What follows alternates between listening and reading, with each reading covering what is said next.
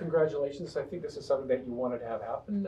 You pleased with the 1-year deal, and we can just go 1 year after 1 year after 1 year? Yeah, definitely. I guess that's how it goes when you're this age. You know, they start to wonder about your ability and if your body's going to keep going. But no, to stay home is amazing. And not just that I'm married and have a kid and we're moving today.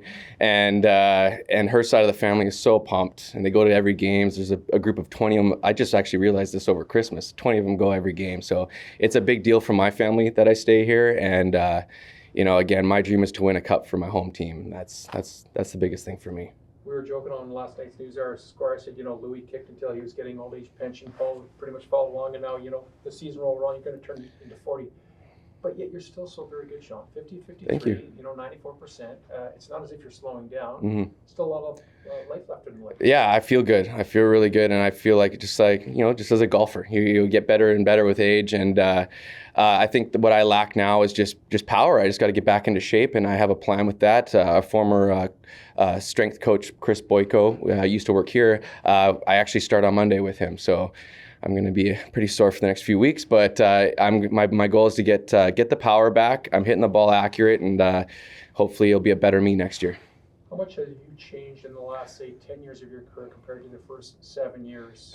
You've been so consistent, but in terms of taking care of your body and trying new things like you're going to do on Monday? Well, there's a lot of distractions when you come in as a young kid. You're starting to play professional football, and you're having fun with the young guys, and just going out all the time. So definitely through time, I've learned how to take care of my body. I'm obviously stretching more and all that kind of stuff, but mentally I'm sharper, and I know what to expect. I've experienced a lot of things in my career, and experienced a lot of negativity, really, and you learn from those things. And if you don't, well, obviously you'll never get to this point. So I've learned a lot of lessons, and trust me, I get back in those situations that I failed at, and I'm like, I've been here before. I know what to do better, and I feel like just the experience that I've had has helped me a lot, and I've been very lucky to keep my career going. So I've been traded, I've been cut, and I've always got another opportunity, which I'm very thankful for. But I'm very thankful that I get an opportunity to learn from those mistakes and get better. Are you like the rest of us when you look at the fact that Lions kickers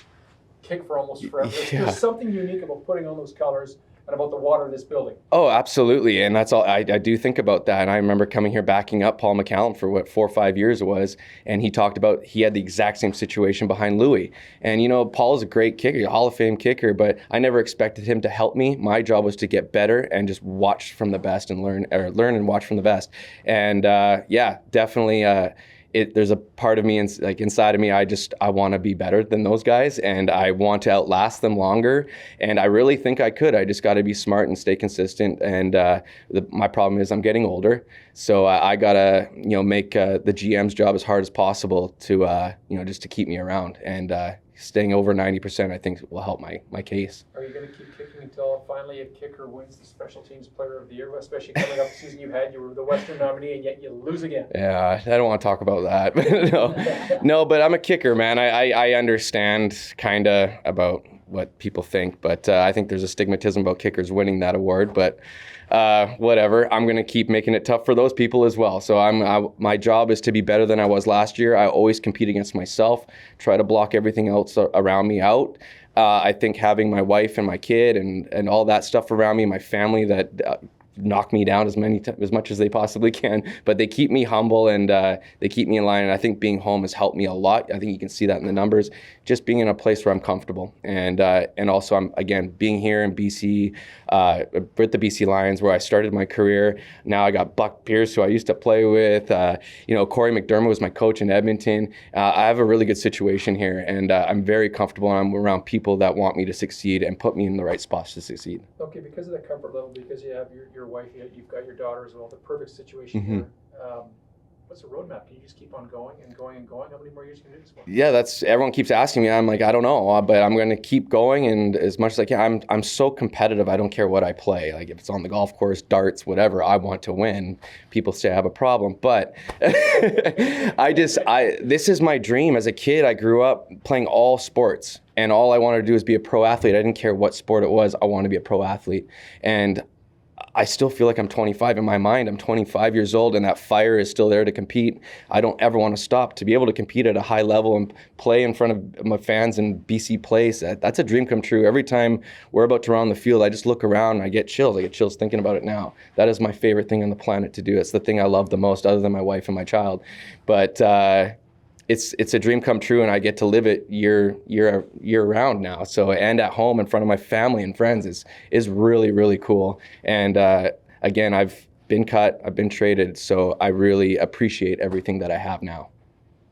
What do you think maybe playing in the dome contributes to the longevity absolutely. It's kind of like an old person moving to Florida, it's like, it's always nice and all that. I'm the old kicker. I get to come to Florida in a dome, and every second week I'm playing in a perfect conditions.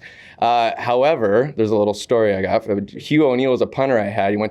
He did a stats course. So part of his program, whatever whatever it was, he wanted to do the stats on where people missed the most, and it was BC Place that people missed the most. Yeah, Calgary was the easiest, and here is the hardest. Isn't that weird? It was, but I might have been when they had the pressurized dome. So I know Jamie Borum used to go through. Yeah, the pressure's different in this corner compared to this corner. Ball flies 5 yards. I don't know. I don't think that much. In your wildest dreams, Sean, did you ever think you'd have the career that you've managed to put together and continue to have? No, not at all. Obviously, it's always in your head. Like, I'm a competitor. I'm like, I want to play forever. I want to compete at the highest level. But, there's been lots of times in my career I'm like, well, I'm done. It's all over now. 2015, when I got released from Montreal, I was done. In my mind, mentally done. Even when Edmonton picked me up, Grant Shaw got hurt. And I'm like, okay, well, I'm going to play 6 weeks and then it's all over and I'll go be a cable guy or something, like whatever it was. And but again, I got an opportunity and it just worked out. The football gods were in my favor, and it rejuvenated my career. And then even after Edmonton was, after COVID, the COVID year, I'm like, I don't know if I can keep doing this anymore. And then I want to come home, and I just felt like there was no opportunity there. And then it came. And as soon as I got back to home to BC, now I'm like, okay, now I'm good. I'm exactly where I want to be. I'm having so much fun. My family enjoys it. I haven't been able to share this with my family for 12 seasons. So to come home and to share and see my mom and dad in the crowd every game is just the best. And now my wife's side of the family, they're crazy about it. They love it. They're buying jerseys, season tickets. Like, it's a lot of fun to share that. Christmas time, holidays is even better because that's all we talk about now. So it's a lot of fun. You told me last year you still think you have a perfect season left to kick. Yeah. Is that your goal this year? It's always my goal. When I go out and practice, I don't miss. So why is it any different in a game? My biggest thing is just the mental part of it. When I missed. I got 1 blocked and 2 I missed last year. The 2 I missed last year were about 50 and 49 yards, and it was all because I doubted my strength. So that's why I want to go and get stronger. So when I go up to those 52 yarders, 55 yarders, I want to, okay, let's hit it a straight ball. I have the power to get there. Let's just focus on hitting it straight, not giving it extra power, because if anyone's a golfer, when you swing harder, the ball goes everywhere. So that's where I need to improve, is the strength, and that's my plan. And again, you'll get the better me next year, and hopefully I'll have a perfect season. Sean, one question for you. Just elaborate a little bit on, I know we were here November, December, a lot of press conferences, a lot of changes within the team. I don't know if you can step on any toes, but elaborate a little bit or give your opinion on what's been going on with the organization in November, December. Obviously, changes of coach and changes of quarterback. And do you have any thoughts on that? No, everything looks great. Again, I was excited to have Buck Pierce back. I think he's going to help our offense out tremendously. He's extremely bright there. And look at the work he's done with Winnipeg. They've been unbelievable for the last few years with him as OC. So for him to come in, it's going to help our offense out big time. Corey McDermott coming in, again, I had him as a special teams coach, and we've always been successful with him. You could see their return game last year was insane. So and then I think as long as we have Amar Doman, Ryan Rigmaiden, and Neil McAvoy, we're going to be a successful organization. Those are guys that get it. They don't just bring in anybody. You're a guy that has to be a standout person off the field and a good athlete on the field. But they create a great locker room and the bright characters you need to have a championship team.